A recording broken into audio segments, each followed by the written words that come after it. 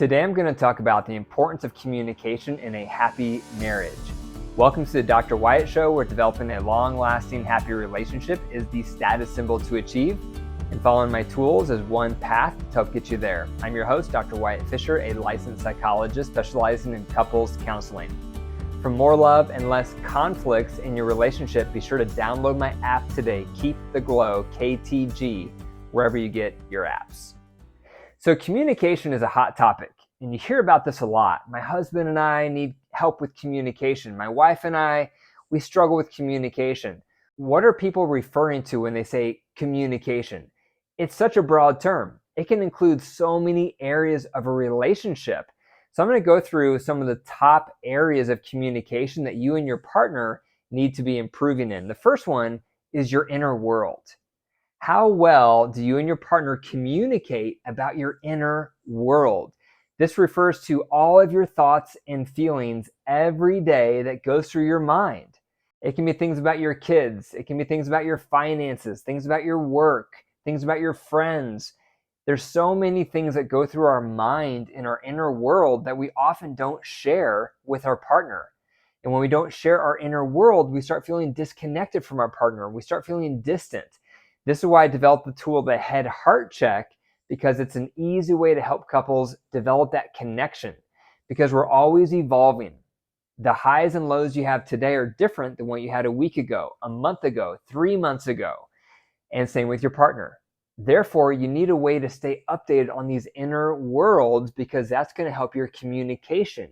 You need to communicate on your inner worlds. That's how you foster best friends. That's how you foster closeness. That's how you foster soulmates. You start communicating on your inner worlds on a regular basis. Number two, you need to start communicating better on your conflicts.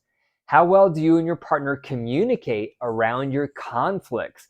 Conflicts are inevitable. You're imperfect. Hard to break it to you. I'm imperfect. Your partner's imperfect. We're all imperfect. That's part of being human.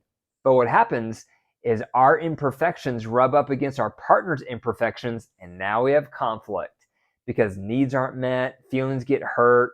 Inevitably, something's going to happen that's going to create a conflict in your relationship. It's a matter of time. But how well do you communicate through those conflicts with your partner?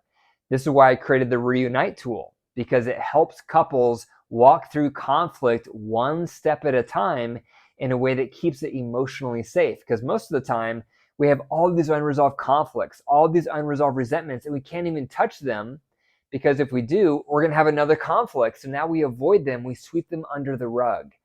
And the more unresolved conflict you have, the more unresolved resentment you have, the more division you're going to feel from your partner, because each one is a block in the wall of division.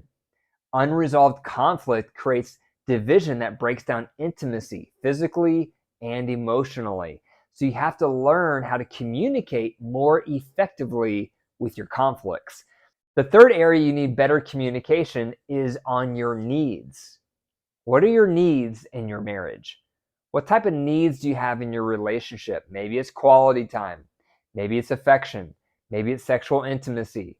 Maybe it's words of affirmation. Maybe it's thoughtful gestures. Maybe it's supporting your interests. There's so many different ways to feel loved in a relationship. And there's things that bother you, things that your partner does that makes you feel negative toward them. How good are you and your partner about communicating these things? The things you need and the things you don't need. The things you want and the things you don't want. The things you desire and the things that you detest. How often are you communicating about those things? How well are you communicating with your partner how you feel about those things? This is why I developed the tool, the Love Buckets, which is from my app, Keep the Glow, KTG. If you want to learn to communicate better on the main things you need to feel loved, your needs, and the main things that bother you in your relationship, that's why I developed Keep the Glow, because I know it's a massive need. This was a huge need for my wife and I. When we were going through hard times in our relationship, I remember thinking, my needs aren't met at all. And instead of my wife meeting my needs, she's doing all these behaviors I don't like. But how do I talk about it? How do I bring it up without causing a fight, without her getting defensive? And she felt the same toward me. I wasn't doing a good job meeting her needs. And instead, I was doing certain behaviors that made her feel negative toward me. But she was also stuck with how can she bring it up in a way that I don't get defensive. This is why I developed Keep the Glow, the app, because it allows couples to open up this communication channel so that they can communicate on what do they need and what do they don't want in the relationship. We all need to communicate about these things. And this brings me to number 4. Number 4, a great way to start communicating better today is the Bullseye Question. You may have heard me teach about the Bullseye Question. It's one of my favorite tools because it's so simple and it's so powerful. It's so elementary, but it's so profound. So the Bullseye, what you do is once a day you ask your partner, what's one thing I did right today and what's one thing I could have done better? That's what you ask each other. Now, there's a ground rule. And the ground rule is all you're allowed to say in response after you get that feedback is thank you for the feedback. You can't defend yourself. You can't justify yourself. You can't counter blame and point out how it's your partner's fault instead of your fault. You can't do any of that. Because if you do that, your partner's going to learn it's not safe to give you feedback. Then they're going to stop giving you feedback. Then they're going to sweep it under the rug. It's going to build up. Then it's going to blow up. So we all need the Bullseye Question because it's a real simple daily maintenance tool to help you and your partner communicate better so you have a happier marriage. So the first part of the Bullseye, when you ask, what's one thing I did right today? That's good for both partners. Because obviously if we hear what we did right, that's good for us because it feels good and it's going to reinforce our behavior to do that thing more often because now we've realized how much our partner appreciates it. But it's also good for our partner because they have to look for the good. And optimism is a learned style. Most of us are pessimists. We look for what our partner's doing wrong. So to intentionally have to look for what they're doing right every day, that trains your brain to look for the good stuff, look for the bright spots. So that's good for both partners. And when you talk about what your partner did right, talk about what it says about them that they did that thing. So for example, instead of saying, I really appreciated how you unloaded the dishwasher last night, you would say, I really appreciated how you unloaded the dishwasher. And what that said about you is that you're being really considerate because you knew I was tired and I didn't have time to get to it last night. So that transformed your appreciation into a compliment because now I'm complimenting their character. I'm commenting on their traits. And so that's going to hit your partner at a deeper level. Now, when you ask for the feedback of what's one thing I could have done better, remember, you have 3 buckets to put that feedback into. So no matter what your partner tells you, you can put it into one of 3 buckets. The first bucket is the fluke bucket. That means that was a circumstance, that was a fluke, that's not my fault what they just said about me. It never happens. That was a one-off. I can just let go of it. That's the fluke bucket. Other times you're going to get constructive feedback from your partner. You're going to put that into another bucket, and that bucket is, it's all my fault. I have to really work on that. That's 100% me, what they just said. That's a major weakness I have to work on. That's a growth area for me. So that's another bucket you might put their feedback into at times. But most of the time, you're going to put it into this third bucket. And the third bucket says, this is kind of their fault because they're projecting onto me. And this is kind of the circumstances which had nothing to do with me. But there is this portion of this feedback that is me. And that's the part I need to mull over and think about and really sift through to search for the kernel of truth. So the main takeaway here is it's up to you what bucket you put this feedback in. The fluke bucket, it's a one-off, don't have to think about it.